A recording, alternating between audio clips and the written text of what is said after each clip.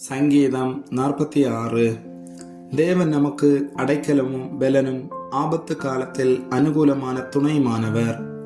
ஆகையால் பூமி நிலைமாறினாலும் மலைகள் நடு சமுத்திரத்தில் சாய்ந்து போனாலும் அதன் ஜலங்கள் கொந்தளித்து பொங்கி அதன் பெருக்கினால் பர்வதங்கள் அதிர்ந்தாலும் நாம் பயப்படோம்.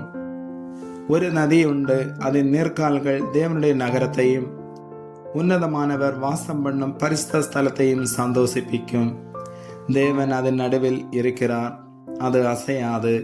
அதிகாலையிலே தேவன் அதற்கு சகாயம் பண்ணுவார். ஜாதிகள் கொந்தளித்து ராஜ்யங்கள் தத்தளித்தது. அவர் தமது சத்தத்தை முழங்க பண்ணினார், பூமி உருகி போயிற்று. சேனைகளின் கர்த்தர் நம்மோடு இருக்கிறார்.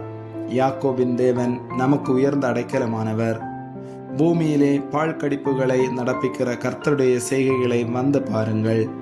அவர் பூமியின் கடைமுனை மட்டும் யுத்தங்களை ஓய பண்ணுகிறார். வில்லை ஒடித்து ஈட்டியை முறிக்கிறார். இரதங்களை நெருப்பினால் சுட்டரிக்கிறார். நீங்கள் அமர்ந்திருந்து நானே தேவன் என்று அறிந்து கொள்ளுங்கள்.